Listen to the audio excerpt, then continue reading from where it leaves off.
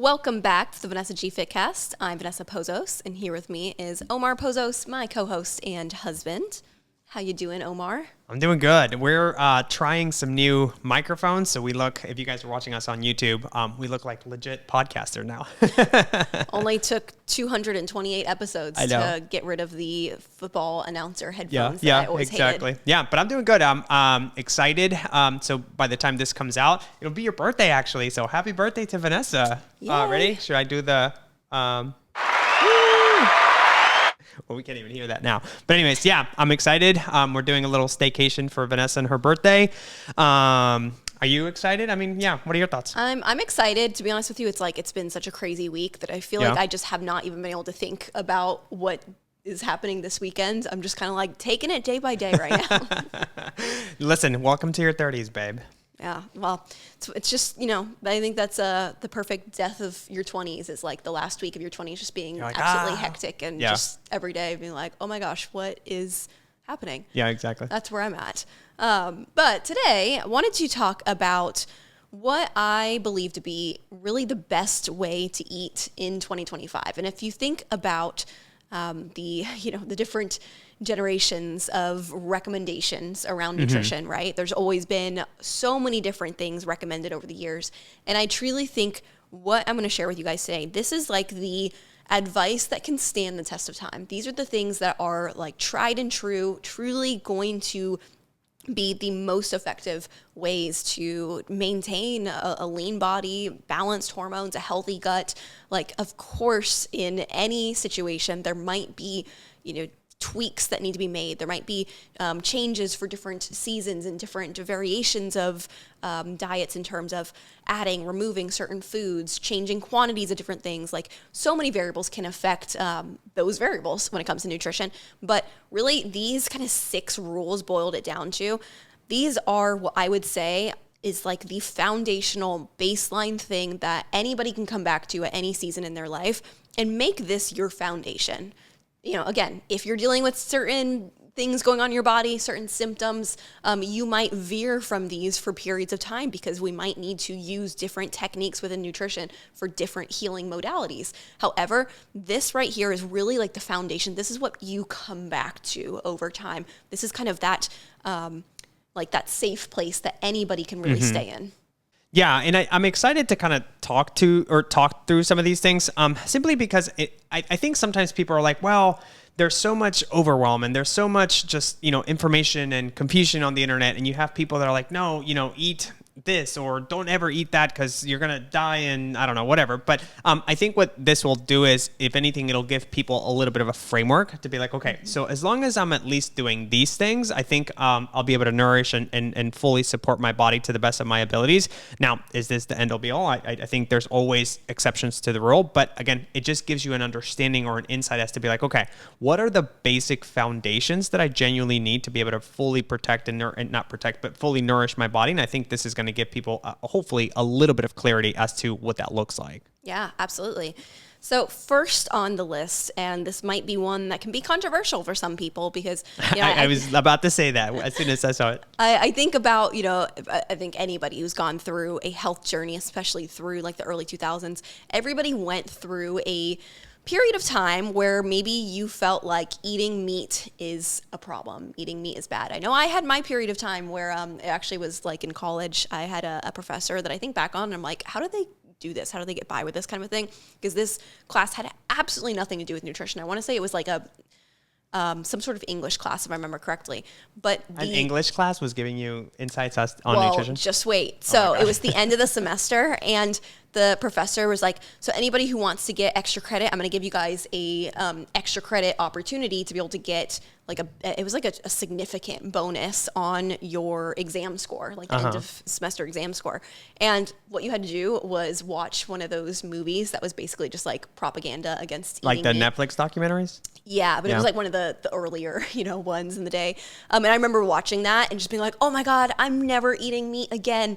I mean, that lasted like a month, maybe, if that, before I was like, oh, I actually really like meat and I don't want to not eat it. That all being said, I 100% acknowledge and recommend and recognize that there are people who have various reasons for choosing not to eat meat, and I fully respect that. We've had clients who are vegetarian or vegan, and we can absolutely work with people depending on what's going on. But we also always want to educate and be honest that when we are avoiding meat, it's very likely that there will be some deficiencies in the body. It is really, really hard to replace some of the nutrients that you get from meat in vegan sources, ultimately. So that all brings us to the first rule on my true best way to eat in 2025 list is eat your meat, with an asterisk here of preferably, if possible, grass-fed, pasture-raised, high-quality meats. Because of course, like generally speaking, when we're talking about meat, there's quality that comes into play here, of course. Yeah. Well, and here's the thing too, going back to like what you were saying about the Netflix documentary, I think people have to understand and realize that all of these documentaries, movies, they all have a underlying bias. They all have their own agenda that they're trying to portray. And although, again, I'm not an expert when it comes to these things, and I totally understand where people are coming from as far as like inhumane ways to, treat animals and do all these things and slaughter them and stuff like, and again, I very much understand that and I respect it. What we're talking about here mainly is like, okay, what does your body necessarily really need to be able to, work optimally, right? And to your point, Vanessa, like if people aren't necessarily eating, organic or grass-fed beef, again, they have to get those nutrients from somewhere else, because a lot of times if you are vegan or vegetarian, you're depending on a lot of just synthetic products or a lot of chemical-based products or plant-based products, which can help, but they're not going to be the same as to, what red meat or poultry or any of these things are going to give you. Typically, they're just highly processed as well, and we have to consider and factor that in. And I want to emphasize too, like I don't feel like I have enough information. I don't feel educated enough to even speak to some of the arguments against eating meat when it comes to like the environmental impact or, some of the different things that people will throw out there. I'm not educated enough. And then there's also religious aspects to it, which again, I very much respect. Yeah, but I just mean in general of like some of the arguments, I don't feel like I know enough to be able to debate that necessarily. What I do feel like I can confidently debate is that eating meat is vital for really good health. I do think it makes a big difference. I see it all the time in, clients who come to us who don't eat meat or just don't eat a lot of meat. If we start to work on having more of those quality whole food meat sources, it does make a big difference in their body and their health. So that brings us to number 2, similar, and this is eat your eggs. This one I feel like was controversial for a period of time. A lot of people... Eggs was? Yeah. Really? There was a period of time where like everybody thought eggs were bad. Like you didn't go through that period where it was just like only eating egg whites. I guess you weren't really in the like health space. I think that was probably when you were like eating cheesecakes after the gym still. When was that? Like, when was this a controversy? I'm just thinking back to like my teenage years, like growing up. I feel like my parents didn't really buy eggs. Eating only cheesecake. I guess no. I've never even heard of it to be totally honest with you. Yeah, no, there was a lot of people that believed that, especially it was like an argument against the cholesterol in eggs, which has been. I can see that. There was a lot of like arguments around like, is it bad for your heart and all these different things. All of it's been since debunked. Eggs are incredible for your body, are incredibly beneficial. So good for you. And so I really do believe having eggs regularly in your diet can be super beneficial. The amount of nutrients that is packed into an egg is wonderful. And then you can, of course... I'm holding back myself from making a pun, like an excellent joke or something like that. So that's why I'm smiling. That's your version of holding back. So that is number 2, is eat your eggs. And then again, kind of an asterisk here, pasture-raised if possible.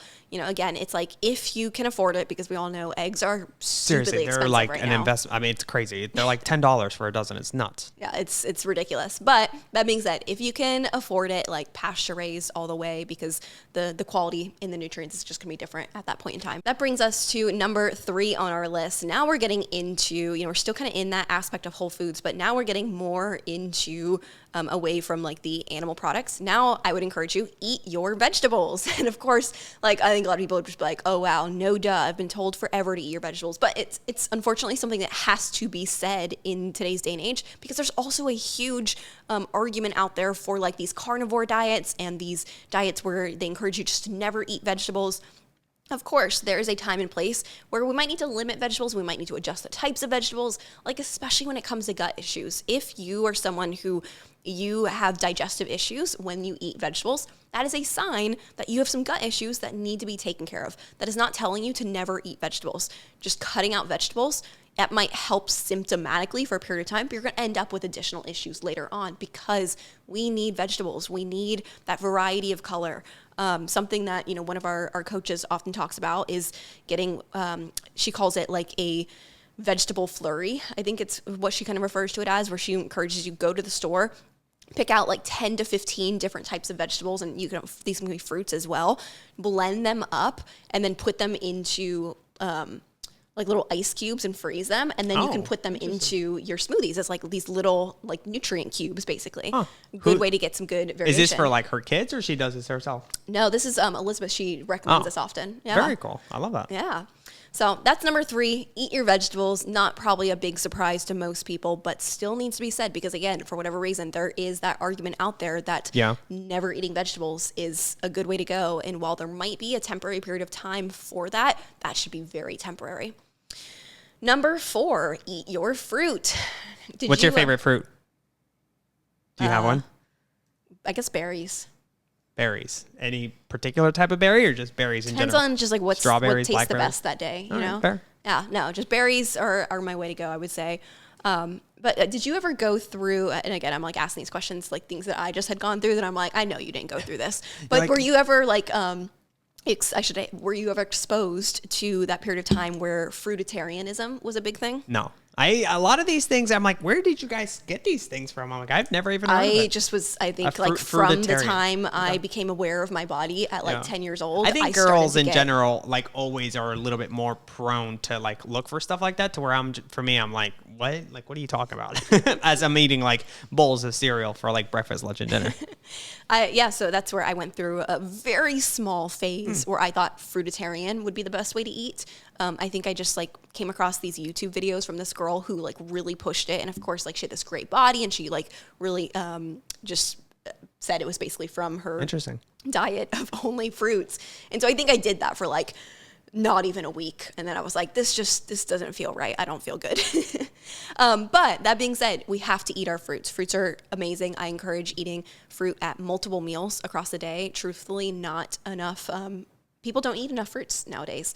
The trick with this, and the mistake that a lot of people make, is that they eat fruit on their own. I used to do that a lot. I would just eat like just an apple as a snack. Don't eat just an apple. Don't eat just a cup of fruit. You're going to end up with a really bad blood sugar spike and crash. You need to make sure you pair your fruits always with a protein source or a fat source. Number 5 on the list is eat your omega-3s. So omega-3s, this could come from, salmon, avocado, olive oil, walnuts, flaxseed, chia seed. Like that's just a small list of examples. If you want, you could honestly just Google, where do I get some good omega-3 fat sources from natural whole foods, emphasizing the natural whole foods, because I'm not encouraging you to just like start adding this in from supplements that you probably don't necessarily need. We need to focus on the nutrient from whole foods first. And so when it comes to our omega-3 fats, the reason I'm not just saying eat your fats, I'm saying eat your omega-3 fats, is because most people actually have an imbalance of omega-6 to omega-3 in their body. So omega-6 fats, we're typically getting an abundance of, because that's going to come from a lot of processed foods, a lot of like restaurant foods and meals out. You're probably getting quite a bit of omega-6 fats. Most people do not have enough omega-3 fats, and that's a big cause of inflammation in the body. The good news is omega-3 fats are generally delicious. Like, I love avocado, and I will put it in pretty much everything. Like, that could be a dessert, a snack, part of a meal. Avocados are great, yeah. Yeah. I think where I struggle is like the nuts and seeds aspect of, there's a lot of omega-3 fats in some really quality nuts and seeds, and I've never, other than like almond butter, especially when it's like the vanilla flavored almond butter. So good. Then finally, number 6 on the list is flavor with salt. This is another one that I think a lot of us grew up fearing salt. You think of like how many foods just became like, get that low sodium label slapped on there, and just people think like, oh, that's got to be better if it's lower sodium. Well, in many cases, that might come into play if we're looking at these like really processed foods. But the reality is, within the processed food, it's not the sodium. Typically, that's the issue. It's so a lot of the studies where the claims about actually like backing off on sodium and being afraid of sodium, a lot of those studies have actually been debunked. And that's where there's a lot of new research coming out that a lot of people are not actually getting in enough quality, emphasis quality, sodium. We need to actually get good minerals. We need to get good salts that are mineral rich, not just table salt sodium, but actually having like a good abundance of minerals within it. Redmond's real salt is what we typically cook with. Is that pink Himalayan salt, Redmond's, or is that? It's like its own type of. Oh, okay. Yeah, I'm not really sure how like they source it, but it's like their own kind of mineralized salt there. Of course, like the asterisk with this is stay cautious. If you have high blood pressure, talk to your doctor about how much salt you should be consuming. Figure out, of course, like for your own body, what's going to be best here. But I would say flavor your food with salt, especially if you're following this list. You're eating mostly whole foods. You probably need to add a good salt in, especially if you also are somebody who works out. If you work out more than twice a week, and I would say if you're also someone who's high stress, that's typically going to be very minerally depleting in the body. So you need to add salts back in. You need to add good quality minerals into your body. Yeah. And I genuinely, going back to like where we began the episode, I like this because again, it gives people a great framework. And if you think about it, if you're somebody that's like, okay, I don't even know where to get started. Like, I don't even know where to start my health and fitness journey. I'm like, okay, great. So let's look at the quality of foods that you're eating. If you're eating, if you are eating meat, I'm like, okay, great. Fantastic. Can we get grass-fed, pasture-raised beef, or chicken or poultry? Again, eating eggs, veggies, fruits, omega-3s, that alone, if you have somebody that's eating quite a bit of processed foods and we just change that alone into kind of what you said, Vanessa, I think that alone is going to help people feel not just better, but also, like you were saying, like look leaner and probably even lose a little bit of that inflammation too. Now, because I know this is going to happen and I want to ask, so let's say somebody's like, Vanessa, but I'm already doing all of these things. Like, what is the next step? And we don't have to go too much into depth, but like, what is the next step from here to truly optimize, let's say, weight loss? I would say we need to figure out where your body is at, what your body specifically needs. This is where the individualization comes in with nutrition. This is a broad framework that is going to be very effective across the board for most people. But like I said, this is kind of like what I would say is the baseline for your nutrition. Beyond this, we might need to vary from this here and there. I actually really encourage, what has been kind of coined of diet variation. So really, what that could look like eating with the seasons. It could look like, how our bodies evolved of like back in the day, different foods were more available at different seasons of time. If we continue to eat that way, where, you have more fruits in the summertime, you have more, more of like a meat-based diet, lower carb maybe in the wintertime. Like if you vary your diet every couple of months, that can be really, really effective and helpful for the body. But again, we're still kind of sticking to this framework. It just might be like the ratios and quantities and types of foods within these 6 rules, essentially. That's where the variation comes in. So, again, there might be periods of time where we completely eliminate vegetables if we're, trying to achieve a certain goal, but that would be a very short period of time. Most people, we're going to work on eating more vegetables. Most people in general are just not eating enough to begin with anyway. So we need to actually probably eat more of all of these things in these categories. And I think that's where people get a little bit, I don't know, just like hooked on one thing and then they like totally forget something else, to where they're like, oh, for me, I'm like, I have to do keto or I have to do this. I'm like, I have to do that. I'm like, well, you still need to build a solid foundation when it comes to your nutrition. And I think this framework alone helps a ton there. And then to your point, sure, now depending on whatever your specific goals are or symptoms or, history, now you can ultimately optimize these things based off, like you were saying, serving sizes and, seasons or whatever you have available. But again, we still have to build a solid foundation. Like you can't, start, what is it, like running before you start crawling or whatever that saying is. Like this is the crawling. These are the basic steps to help get you to a place where you can optimize your nutrition, Absolutely. Yeah. Well, I hope that this was helpful for you guys and gives you a good framework to follow and kind of look at these categories and figure out, where do I feel like maybe I'm lacking? Where could I focus on improving this area of my nutrition, this area of my diet a little bit more. And if you feel like you are perfectly covering these 6 boxes, I would really encourage that diet variation. Look at the types of foods you're using to check off these boxes.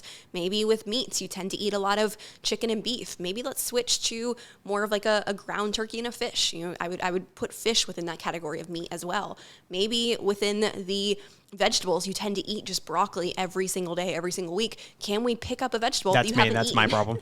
Maybe we pick up a vegetable that you haven't eaten in years and we start to add that in for a little bit of time. Like, the variation here can be really, really effective as well. So don't write it off as like, I'm already doing these things and it's not working for me. I still feel crappy. Well, there's a lot of levers we can pull, a lot of things we can toggle within this framework for your nutrition. So if this was helpful, do us a favor, send this episode to a friend, help spread the good quality information that I think a lot of people are lacking out there. And then do us a favor, if you're not already, subscribe and leave us a 5-star rating and review if you feel like we deserve it. Okay. But we'll be back next week with another great episode. Bye, everybody.